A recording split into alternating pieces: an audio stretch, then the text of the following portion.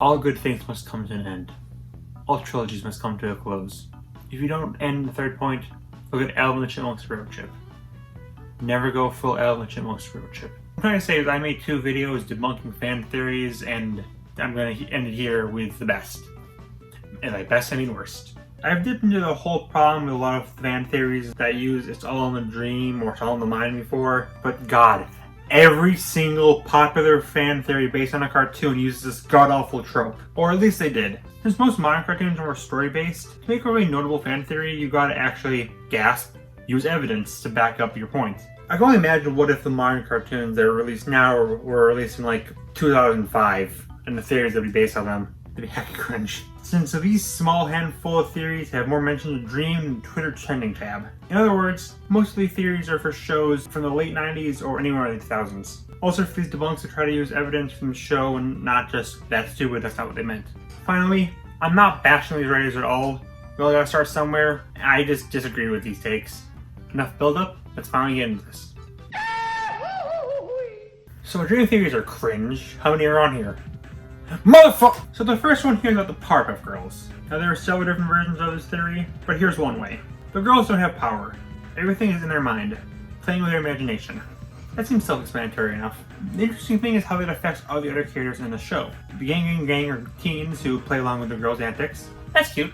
Fully Lumpkin is the neighbor who gets annoyed with their shenanigans. That checks out. The mayor and Mellum are the girls' aunt and uncle. That counters a lot of their interactions in the show. Morbox is a girl in their class who the girls don't let play with them. That's kind of a dick move, actually.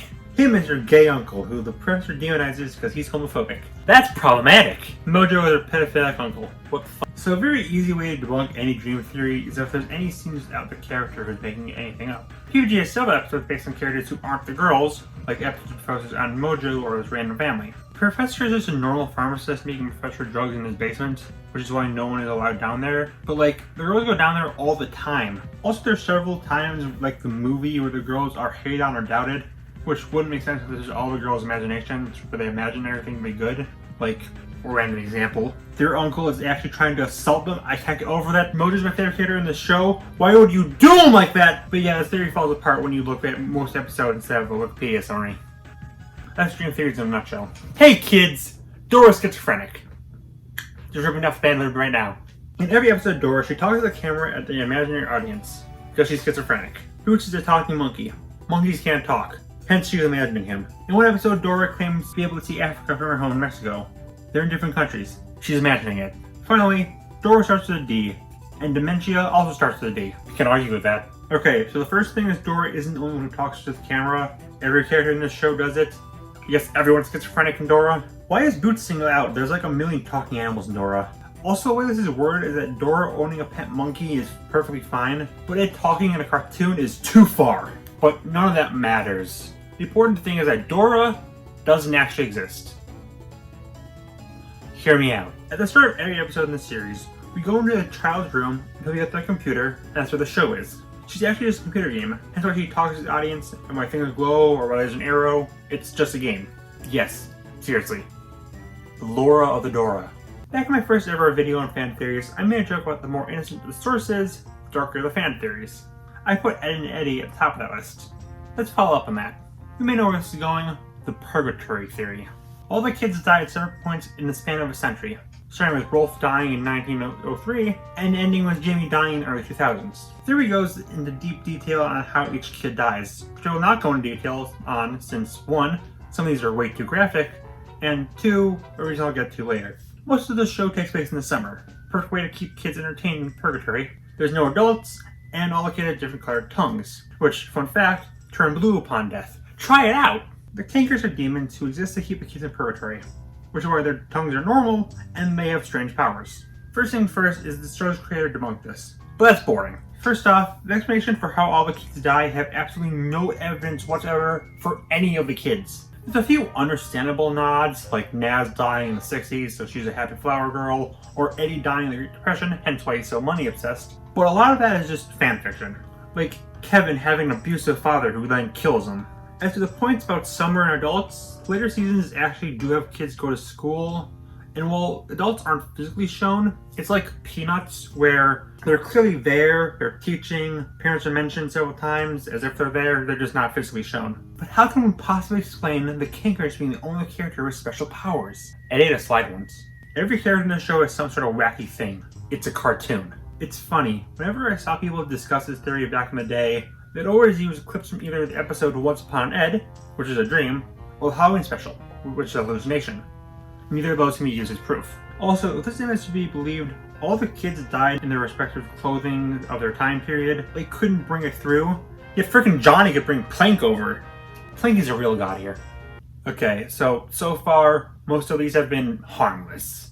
But this one, and one I'll get to later, really pisses me off. This is the foster child imagination theory.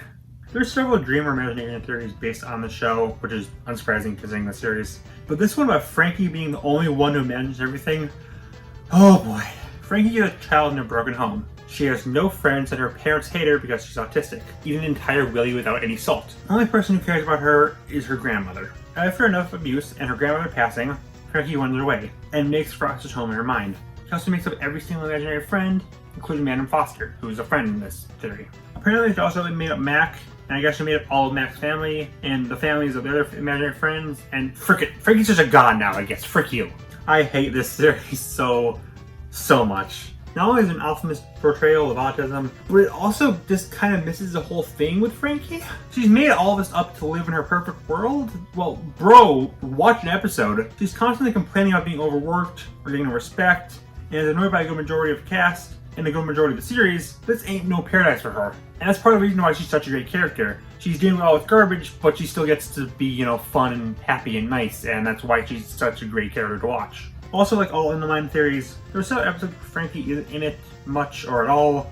Why does that exist? If it's all in our mind, why is he doing the shenanigans with frickin' Terrence imagining his own friend with T-pose on blue? Some versions of this theory say that she made up Mac as well, which wouldn't make sense. It's confirmed that he imagined blue, and it's canon that only kids can make imaginary friends, not imaginary people themselves. So wow, maybe this theory is just Eddie garbage written by someone who clearly doesn't know anything about the show. Who would have thunk? Okay, I'm calm, I'm beautiful, my voice is not annoying. Here's a theory that's actually not that bad. Johnny Bravo. We all know him as a super buff guy who's always trying to pick up chicks, but maybe he's the exact opposite of that. This theory says Johnny is just some kid, trying to flirt with the girls who always shoot him down. This is why he still lives with his mom, and why Susie, the little girl with an absolutely terrifying redesign, is the only girl to show any interest in him. So, what about other girls that flirt with him, that literally beat him up? Well, they're just saying no to his requests for dates for obvious reasons. Johnny personifies this by showing him getting ratioed. I can kind of understand this theory compared to most In the Mind theories, but there's still some stuff against it. For one, the creator has confirmed that Johnny does indeed get dates, but it's not shown because that would ruin the joke. Big drunkerer, that's a word now it's trademarked, is the episode Time of My Life. In it, Johnny tells a story about his time in high school, how he hooked up with a girl, the two did end up dating, and how that affected him. At the end of the episode, it's revealed the girl in the story is not only real, but also has a family of her own. I would think a kid would have memories of high school or stuff like that. Also in one episode, it's implied that Johnny isn't a virgin.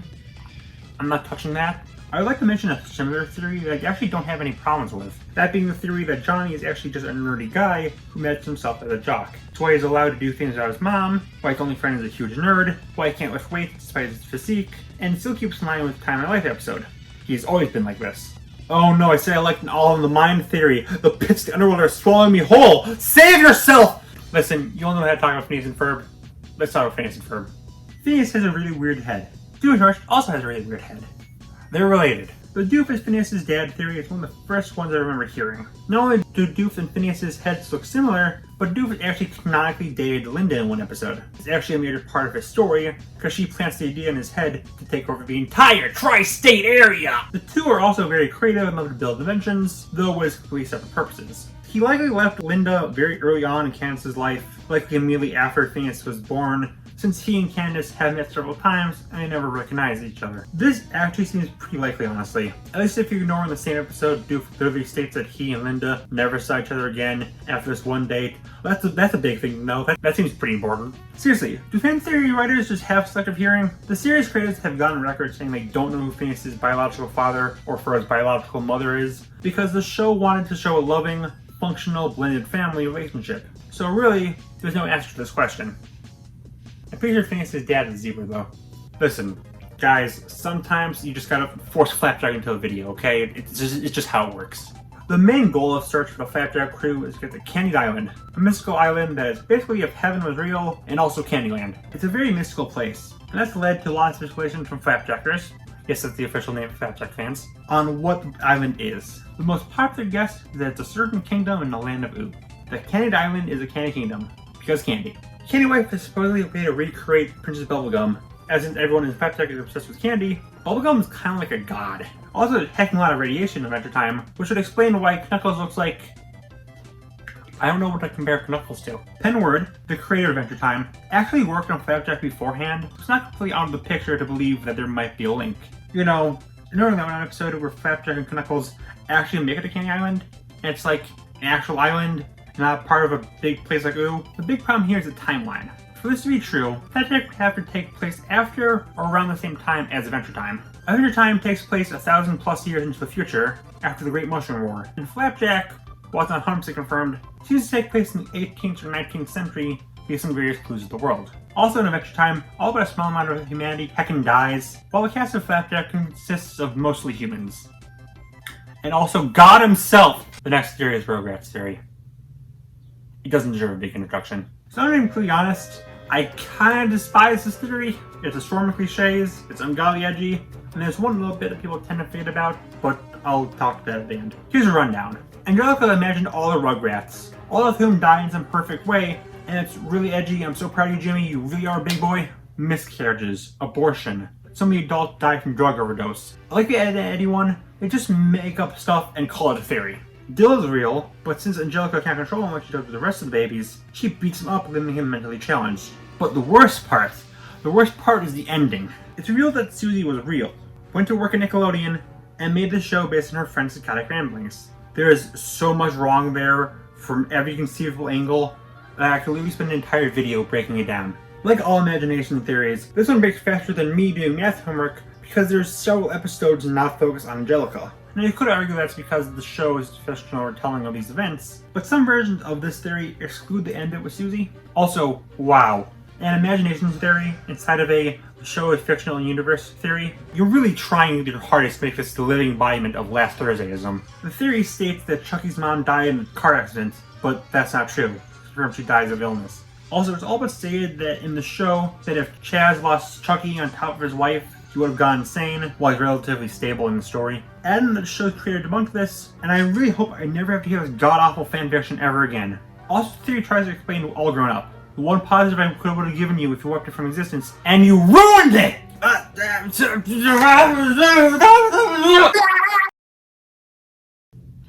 I need a cooldown theory.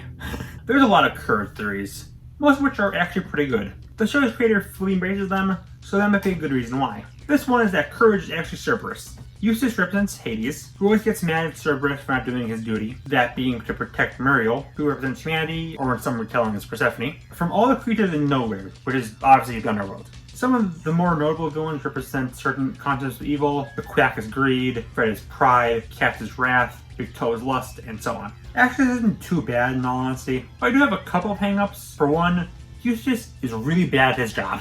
If he's supposed to be Hades and protecting mankind, why does he constantly let all the monsters do all the shitty stuff in literally every episode? There's more episodes where he knows about the villains, but is too stupid to realize they're evil, than there are ones where he's completely unaware of the threat. Heck, in one episode, he tried to kill Courage and Muriel by teaming up with some of the villains. Not to mention that he creates or worsens more trouble than he fixes. Also, they're very loose with the whole underworld thing. So there's a lot of episodes of them leaving the house and eating monsters in other places. Also, Courage doesn't even have 3 heads. What's even the point? 3 heads equals triple places to Pat. False advertising. So, final theory.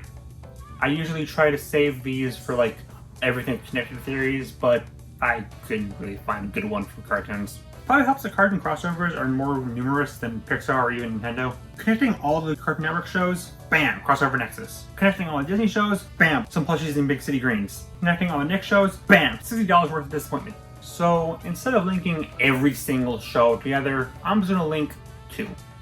My favorite show as a kid, and my favorite show as a teen.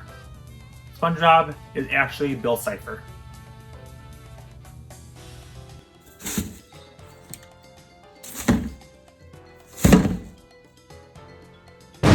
Oh, sweet Jesus! Is that really what causes the theory? You just take two random characters with no connection and say they're the same thing? Is it because they're yellow? Is that racist? I think that's racist. Okay, let's work down the reasons why these two characters, who are literally the exact opposite in personality and shape, are the same. SpongeBob died in the movie and reincarnated, with the original SpongeBob going to— What? Come on, Hades, the later seasons aren't that bad. While there, he was possessed by some sort of demon and boom, Silbifer. What's the evidence? Well, first, they're yellow. Wow, how original. It's not like there's a million characters who are also yellow. I guess Homer Simpson is also Bill. The Illuminati is green. So why is Bill yellow? Out of the universe reason, Alex was scared people were going to compare Bill to a leaf. Yes, seriously. Bill's voice, undistorted, sounds like SpongeBob's. No, it doesn't. It just doesn't. Bill is immune to the law of physics. You know who else is? Every single cartoon character ever created. Not to mention Bill can regenerate, as can Wolverine, who is also yellow and at some point immune to physics. Guys, can you believe it? Bill and SpongeBob can both save shift.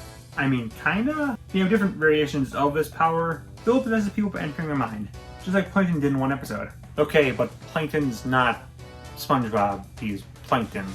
Let's also throw him into this. Is it because he has one eye? I mean, that's arbitrary, but so is SpongeBob being freaking yellow. The second part of the theory states that Bill is trying to kill SpongeBob, so he can kill his original form. It gives some other observations between the two, like him having ties, and Patrick calling SpongeBob a triangle in once. You do realize this is Patrick, right? Well, he wants to kill SpongeBob to kill his physical form, but like, why wouldn't he mention that at all? Most of these are just minor coincidences that clearly have no significant tie in between the two characters, leaving this theory and this video series as dead as SpongeBob underneath the heat of the Cyclops' light. And we're finally done. I want to end this series on something about fun, so here is every theory I covered in this 3-video topic, from best to worst.